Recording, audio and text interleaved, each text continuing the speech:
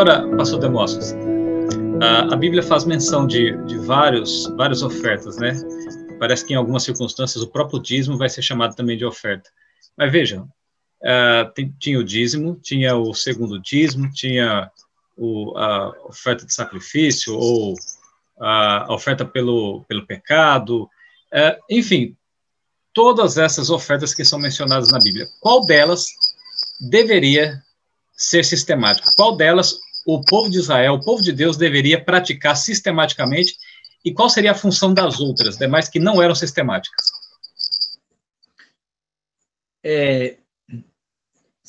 Quando nós pegamos na Bíblia, nós percebemos que essa questão de ofertas, sacrifícios e dízimo varia um pouco de época para época. Por que varia? Varia porque você tinha Abraão fazendo sacrifício de animais de forma expiatória e ofertas pacíficas, de gratidão a Deus. Okay? Ele também faz um sacrifício de contrato, como se fazia, mas ali não era um sacrifício no sentido religioso, era um sacrifício de contrato, quando Abraão pega aqueles animais, abre ao meio, né? Se não me falha a memória, é em Gênesis 13, 12, alguma coisa assim. Ele abre os animais ao meio e tal, e Deus passa pelo meio dos animais, e Abraão passa também. Mas aquilo não era uma prática necessariamente religiosa, era uma prática contratual dos dias abraâmicos. As pessoas que faziam um acordo sério, eles tomavam o animal, partiam no meio e eles passavam no meio dos animais. Dizem que a fórmula era o seguinte: seja o meu destino igual a este animal se eu não for fiel ao meu contrato. Algo desse tipo, mais ou menos, entendeu? Era uma coisa séria para ratificar um pacto, um acordo, algo assim. O que nós percebemos que, em termos religiosos, você tem desde o tempo de Abel, é que Abel fez o sacrifício de um cordeiro. Ok? Mas aquele era um sacrifício de holocausto, digamos assim. Se fosse uma finalidade expiatória para perdão dos pecados, porque ele menciona a questão do pecado está diante de ti, então tudo indica que aquele sacrifício é um sacrifício expiatório para ser feito na porta do Éden, como uma expiação pelo pecado, entendeu? O que acontece é que quando Abraão aparece, já aparece o sacrifício expiatório de Abraão, mas você ainda não tem uma doutrina de sacrifício tão elaborada como aparece no período levítico, que Deus vem do céu e dá detalhes. Aí sim, aí você vai no Antigo Testamento, você encontra mais de 20 palavras diferentes para a oferta. Não são 10, são mais de 20 palavras hebraicas diferentes para a oferta. Então, o que você vai perceber é o seguinte, que a oferta é uma expressão de comunhão, de dependência e de adoração a Deus, a oferta. E muitas daquelas ofertas estavam relacionadas ao calendário e às práticas da teocracia judaica. E aí você pode fazer vários tipos de categorização dessas ofertas, classificação.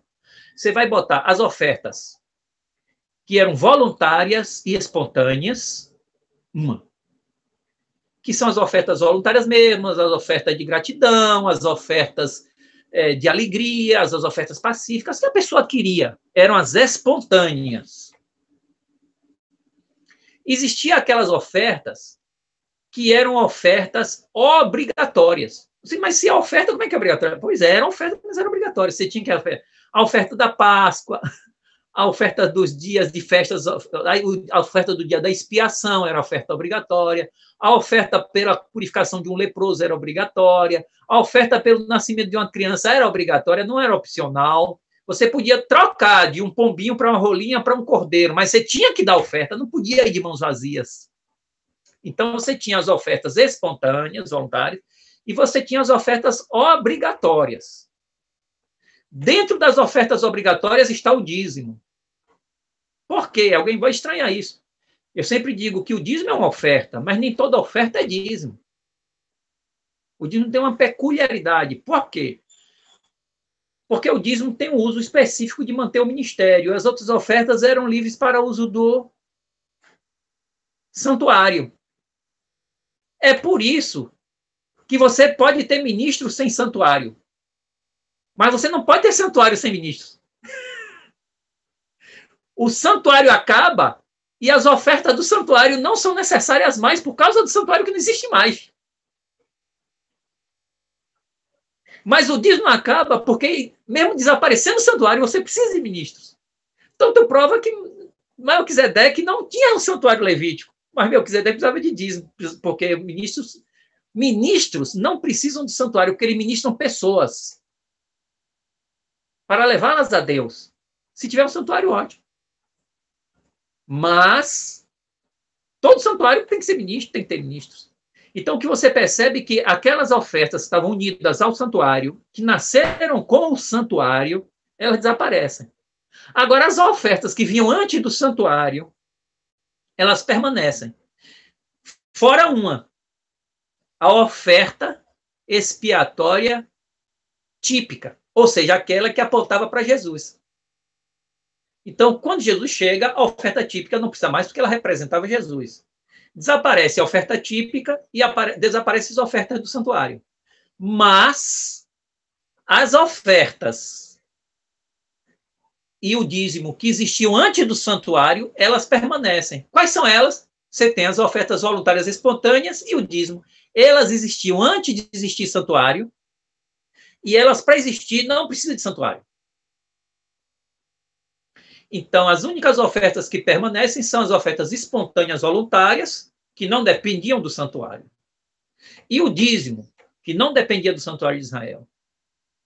Então, na mordomia cristã, permanecem aquelas ofertas que não eram originárias do santuário e que não eram típicas. Ou seja, não apontavam para Jesus. Então, o que você tem aí? Você tem que... Eu disse que as ofertas todas da Bíblia dividem-se em duas, as obrigatórias e as voluntárias. As obrigatórias, todas que eram ligadas ao santuário eram típicas, desaparecem. Só ficou uma obrigatória, que foi o dízimo. É por isso que em Números 18, 24, o dízimo é chamado de oferta. Porque o dízimo que os filhos de Israel trazem para os levitas em oferta é chamada de terumá, uma oferta. A única oferta obrigatória que subsistiu foi o dízimo. E das ofertas espontâneas voluntárias, é aquelas que são voluntárias mesmo, que não estão ligadas ao santuário, e menos a típica, que era o sacrifício do cordeiro, que simbolizava o Messias, que morreria pelo pecado do povo, né? Então, acho que aí, em síntese, é isso, né? Tentando resumir ao máximo aqui. Onde entraria hoje? Porque hoje nós praticamos o pacto financeiro, não é? Que seria a oferta sistemática. Onde entraria nesse caso?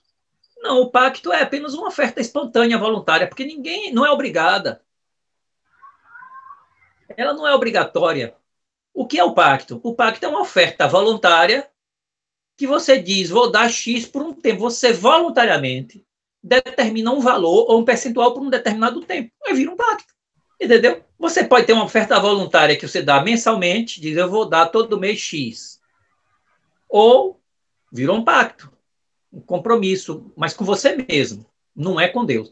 Agora, você pode fazer um compromisso com Deus, dizer assim, Senhor, por alguma razão, por uma pregação, o Espírito de Deus tocou em seu coração, você recebeu uma bênção muito especial, aquilo ali emocionou, e você, movido pelo Espírito Santo, disse, Senhor, eu tenho dado minhas ofertas generosamente, regularmente, mas elas têm sempre estado sobre a base da voluntariedade. Eu posso num mês diminuir, no outro mês eu aumento, no outro mês eu posso até não poder dar, não é isso?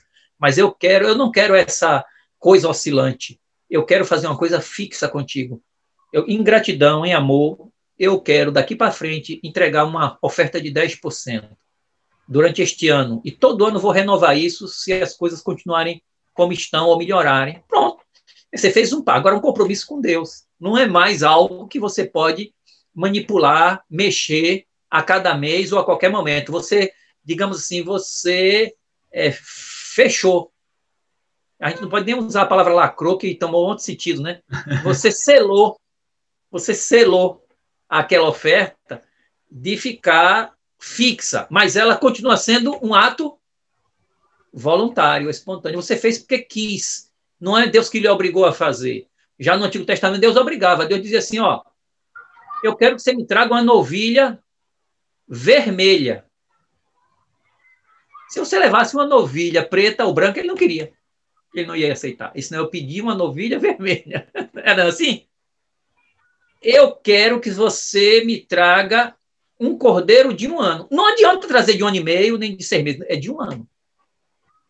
Ele diz assim, você vai dar todo ano, quem tiver 20 anos para cima, os homens que tiverem 20 anos para cima, vão dar uma moeda de prata para o santuário. Não são 2 nem meia moeda, é 1 moeda de prata. Todo ano. Então, Deus dizia o que queria. Então, havia ofertas obrigatórias. Não eram espontâneas, mas eram ofertas. A palavra oferta significa um presente que você dá para Deus. Então, Deus tem o seguinte, Deus quer que você dê presente porque você quer, e Ele quer que você dê presente porque Ele pediu. Por quê? Ele precisa desse presente? Não. Mas Ele precisa que você e eu sejamos semelhantes a Ele. Por quê? Porque Ele nos dá presentes, porque nós pedimos e Ele nos dá presentes sem a gente pedir.